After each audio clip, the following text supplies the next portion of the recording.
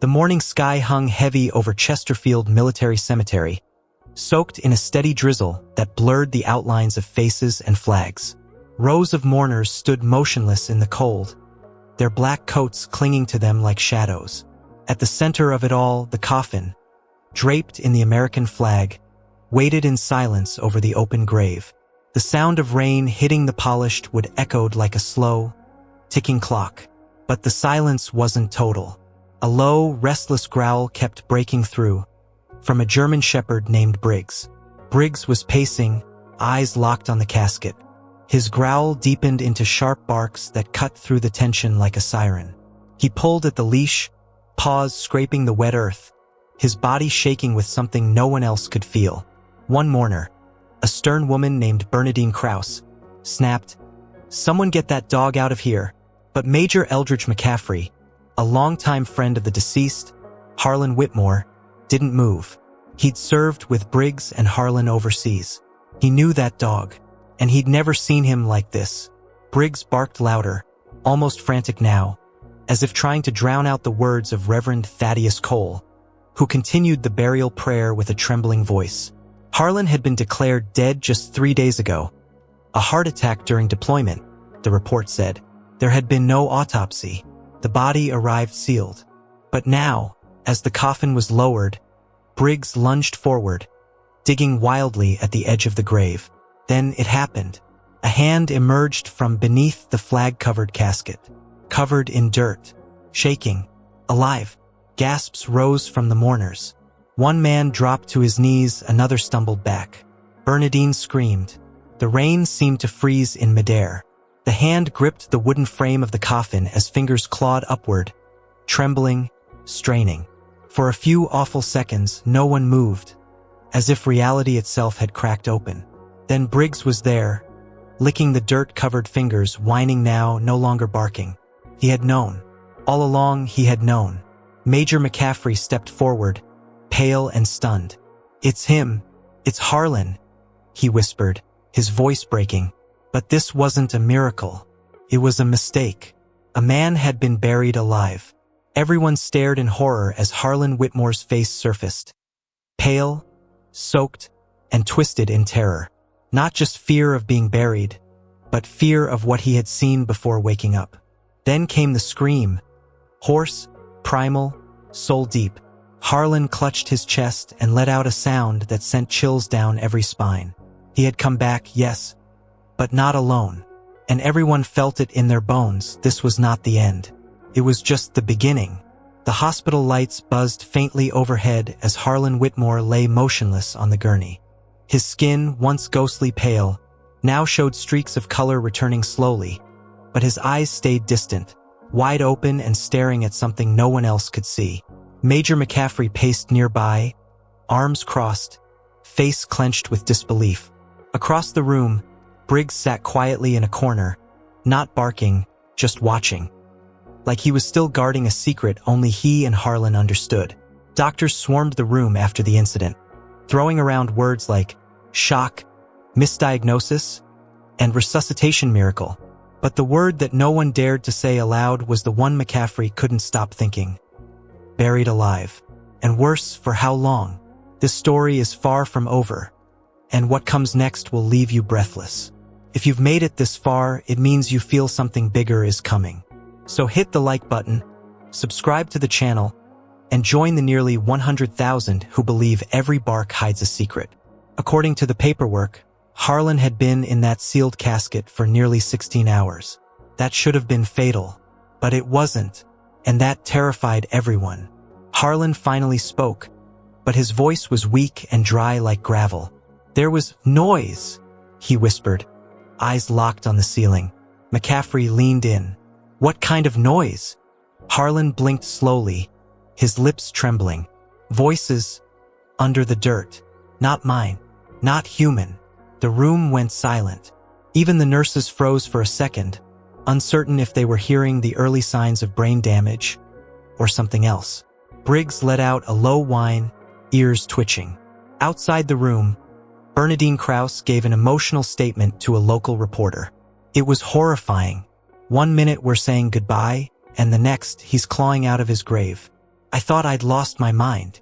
She wasn't alone. Others who attended the funeral had gone home shaken. One had already checked into a hotel, too afraid to sleep near his backyard, claiming he'd heard scratching sounds under his porch that night. The news was spreading fast. Back in the hospital room, McCaffrey tried to bring Harlan back to reality. You were declared dead. Do you understand that? You weren't breathing, your heart wasn't beating. Harlan turned his head slowly. I know what they said, but I was awake, Eldridge. Trapped. I couldn't move. Couldn't scream. And under me, there was someone else down there. McCaffrey felt a chill crawl down his spine. What do you mean someone else? Harlan's eyes filled with tears. I wasn't alone. Briggs stood up at that moment, ears raised, growling low.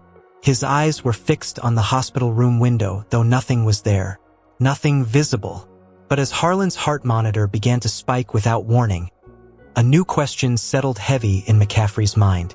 If Harlan wasn't supposed to be alive, what exactly had come back with him? 2 nights later, the hospital room felt colder than usual. Not because of the air conditioning, but because of the silence, that unnatural, pressing kind that seems to hum just beneath the skin. Harlan lay awake, his face turned toward the window. The city lights outside blinked faintly through the glass, but his eyes weren't focused on them. He was staring at his own reflection, or rather at what moved behind it. Briggs hadn't left the hospital since the funeral. He slept curled up in the corner, always alert. Tonight, though, he sat upright, ears rigid, eyes tracking something near the shadows under the bed. Harlan noticed. You see it too, don't you? He whispered. The dog gave a low, sharp growl. Harlan didn't need a response. He already knew. Whatever had whispered to him underground, whatever had crawled in the dark just beyond his sight, it hadn't stayed behind. Major McCaffrey had insisted on a full investigation. He wanted to know who signed off on the death certificate, who transported the body, why no one had opened the casket before the burial. The paperwork was clean, too clean. No irregularities, no delays, no signatures out of place. It was as if the whole thing had been orchestrated. And that idea, more than any ghost story, made his skin crawl. Someone had wanted Harlan buried. Quickly, silently, Reverend Thaddeus Cole came to visit the next morning, holding a small leather Bible and wearing a look of forced calm. I thought I'd offer a prayer if you're up to it, he said gently. Harlan nodded but said nothing. Cole pulled up a chair, opened his Bible, and then stopped mid-sentence. He stared at Harlan's chest, just above the hospital gown. Is that a handprint? He asked, voice cracking. Harlan looked down. On his skin, faint but undeniable, were the dark outlines of fingers. Long, thin, too large for human. Briggs started barking wildly again, his front paws up against the side of the bed. The lights flickered. A monitor flatlined for a second, then returned. Reverend Cole stood frozen, his hand gripping the Bible so tightly his knuckles went white. This is not of God, he muttered. Harlan closed his eyes. I know, he said, and it's not done with me. That night, security footage from the hallway outside Harlan's room recorded something chilling. A black shadow stretching across the floor, slithering slowly toward the door, but no one casting it. The file was quietly flagged and sent to McCaffrey. He watched it 3 times. No tricks, no glitches, and as Briggs growled in the background, McCaffrey realized, whatever came back is still moving. By the 3rd night, Harlan hadn't slept more than a few scattered minutes. The nurses assumed it was trauma, but inside that hospital room, something deeper was unraveling. He kept hearing the same sound. Slow, deliberate scratching, not outside, but inside the walls. No one else seemed to notice, but every time it started, Briggs would raise his head, ears twitching, eyes following something invisible that moved just out of reach. Major McCaffrey arrived just after sunrise, exhausted, holding a black coffee in one hand and a file folder in the other. I pulled every report from your deployment, he said, dropping into the chair beside Harlan's bed. There's no record of your body being transported. No confirmation of time of death. The logs are missing 2 full hours. Harlan didn't look surprised. They didn't just want me dead. They wanted me forgotten. He turned to face McCaffrey. But something remembered. Something found me there. Meanwhile, Reverend Cole had returned home, but he hadn't slept either. The image of that large, fingered handprint burned in his memory. That night, he sat at his kitchen table, flipping through his grandfather's old seminary journals. Dusty, fragile books that spoke of strange accounts during wartime. Men who were declared dead, only to rise, changed. One entry mentioned a presence that lingers where death was cheated. Another simply said, "What's buried wrong returns wrong." Back at the hospital, Briggs began pacing again. He stopped by the far corner of the room and stared directly at the wall. A soft sound echoed, like nails dragging across drywall. Harlan sat upright, his pulse climbing. The lights flickered once, then twice, and suddenly the heart monitor spiked again. Nurses rushed in, but the equipment read fine. No medical explanation, just fear thick and quiet. One nurse backed out of the room shaking, saying under her breath, "There's something wrong with his shadow. It doesn't move right." Later that evening, McCaffrey watched the security footage again. He paused at the frame where the shadow moved under Harlan's door. He zoomed in. The shadow had fingers. It wasn't a blur. It was shaped like a person, crawling. And for a moment, just one frame, it turned its head toward the camera. No face, just darkness where a face should be. His hand trembled as he shut the laptop. And in that hospital room, Harlan whispered to Briggs, "I think it's waiting. I think it wants me to go back."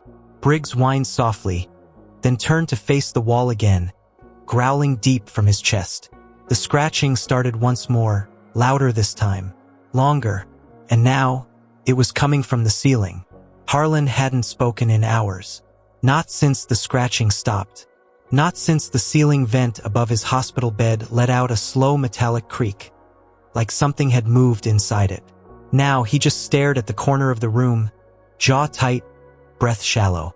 His body was healing, but his mind was somewhere else. Whatever had found him in that grave hadn't just followed him back. It had attached itself, and it knew he remembered. Briggs hadn't left Harlan's side, but he was different now. Tenser, quieter. He no longer barked. Instead, he watched the air, as if expecting it to shift. And it did. Several times during the night, the lights flickered and the room temperature plummeted for seconds at a time. One nurse reported seeing letters fogged onto the glass of the window. But when she returned with another staff member, the window was clear. She was later sent home early, visibly shaken, murmuring, "It wrote his name backward." Major McCaffrey couldn't stay away, even though the answers he was uncovering only made the story darker. A phone call from an old military contact confirmed something chilling. Harlan's body had never been processed through the base morgue. There were no transport logs, no chain of custody, and the field doctor who declared him dead? He had gone missing 2 days after signing the report. No explanation, no trace, as if the moment Harlan had come back, the people who touched his file had started to vanish. At midnight, Harlan finally broke his silence. "I heard it whisper my name," he said, voice barely audible. McCaffrey, who had been half asleep in the corner chair, sat up instantly. "Where? When?" Harlan didn't blink. "When they closed the casket. It was already in there." It said, "You should have stayed dead, Harlan." The room went ice cold. Briggs stood, tail stiff, staring at the door. McCaffrey felt it too. A sudden weight in the air, like the room wasn't empty anymore. That night, security footage was corrupted. Entire chunks missing. But one nurse on duty swore she saw something. A tall figure in the hallway outside Harlan's room. No features, no clothes, just black, skin-like texture, and arms that dragged along the floor. She quit the next day. No one questioned her. They'd all started feeling it, like the hospital was rotting from the inside out. And back in his bed, Harlan clutched the sheets, whispering one final thought as his eyes rolled toward the ceiling. "It doesn't want me to leave. It wants me to take someone's place." Briggs let out a low, mournful sound. And in the silence that followed, came a whisper through the vent. "Then bring me one." The next morning, Harlan was moved to a private wing on the hospital's top floor, isolated at the request of Major McCaffrey. Too many nurses had quit or requested transfers. Too many strange things had happened near room 217. Now the halls outside were silent, the walls thicker, and yet the scratching returned. Louder, closer. This time it wasn't in the ceiling. It was coming from under the floor. Before we go any further, what do you think is really happening to Harlan? Did he bring something back from the other side? Or is his mind still trapped in that coffin, trying to claw its way out? Drop your theory in the comments. You might be closer to the truth than you think. McCaffrey stayed with him through the night, armed with nothing but a worn military flashlight and his old service pistol. Not because he believed in ghosts, but because whatever this was, it wasn't human. Briggs didn't sleep either. He sat like a statue by the bed, head tilted, eyes fixed on the floorboards. At 3:17 a.m., the monitor beeped once. Not a warning, but an alert. Harlan had entered REM sleep for the first time in days. That's when it started. In his dream, Harlan wasn't in a hospital. He was back underground. Darkness pressed against him like water. He couldn't breathe, couldn't move, and something was there. Not in the coffin, but around it. Waiting, whispering, feeding. The voices spoke in broken English, like they were learning the language by mimicking screams. One voice, deeper than the rest, called him by name. "You stole your breath. Bring it back." When Harlan tried to scream, dirt filled his mouth. He woke up choking, clawing at the air, his skin ice cold. Briggs whined beside him. McCaffrey rushed to his side. "You're all right, you're here. Stay with me." But Harlan stared past him at the wall. Something had been scratched into it during the night, 3 deep gouges, like claw marks, running from ceiling to floor. At the bottom, written in a dark, oily residue, were the words, "One life for another." It was a bargain. That much was clear now. Harlan hadn't just come back by chance. He'd been allowed to return. But the rules were cruel. To stay among the living, someone else had to go. And whatever made that deal wasn't patient. It was watching, growing bolder. The power in the room flickered again. The bulb in the hallway burst with a pop, sending sparks into the dark. And Briggs began growling at the door, teeth bared. McCaffrey looked at Harlan. "You're not giving it anyone," he said firmly. But Harlan's hands were trembling. His eyes were wet. "It doesn't care what I want," he whispered. "It wants someone. And if I don't choose, it'll take you." Briggs started barking furiously. Behind the door, footsteps echoed, heavy, slow, and dragging. And from the other side came a whisper, muffled but chilling. "Time's up." The lights cut out completely at 3:33 a.m. Emergency backup kicked in seconds later. But the glow was dim and flickering. Harlan sat upright, drenched in sweat, the words "time's up" still ringing in his ears. McCaffrey held his pistol steady, aimed at the door, even though they both knew bullets wouldn't stop whatever was on the other side. Briggs paced wildly, barking, spinning, then stopping, always facing the same corner, the one where the shadows gathered and didn't move with the rest of the room. Then came the sound again, the footsteps, heavy, dragging, but now they were inside the room. No one had opened the door. No one had to. The air changed, it thickened, like the oxygen had turned to smoke. Harlan gripped the bed rails, his body stiff, his voice trembling. "It's here," he said, and for the first time since his return, his pulse flatlined just for a second. But long enough for the machines to scream. McCaffrey reached for the emergency button, but it didn't work. The hallway was silent. The nurses were gone. The phones were dead. Briggs barked louder now, snapping at something invisible. Then he stopped, whimpered, backed away, and lay down, belly to the floor, ears flat, like something ancient had just entered the room. That's when the whisper came again, but this time it wasn't aimed at Harlan. It was meant for McCaffrey. "You're not his blood. You're a spare." The lights flickered violently. Harlan's bed began to shake. And then, in the far corner of the room, a figure formed, tall, thin, moving unnaturally, like its joints bent the wrong way. No face, just skin, gray and wet-looking. It raised one long arm and pointed a crooked finger toward McCaffrey. Harlan cried out, "No, take me instead." But the figure didn't speak. It just waited, and then something changed. The figure tilted its head and suddenly froze, as if confused. His body twitched. Briggs had moved. The dog stepped between McCaffrey and the entity, teeth bared, standing firm. The thing lowered its hand slowly. The air grew colder. And then, for the first time, it spoke in full. "He belongs to me, but you chose him. So choose again." It was a deal. The final warning. Harlan realized the entity wasn't just there to collect. It wanted a choice. Someone had to go. But this time, he had to decide. Briggs whined beside him, tail still, waiting. McCaffrey looked at Harlan with quiet resolve. "If it takes one of us," he said, "let it be me." And in that moment, the room went dead silent. The figure stepped forward and reached out its hand. The creature's hand hovered in the air, long and twisted, as if made from bone stretched thin. Its fingers trembled, not with weakness, but with anticipation, like it was savoring the moment before the soul was chosen. Harlan couldn't breathe. The weight of that choice sat on his chest like a stone. The entity stood between him and McCaffrey, not forcing anything, just waiting. That was the cruelest part. It didn't want to take. It wanted him to give. Briggs growled low, not moving, but clearly ready to defend them both.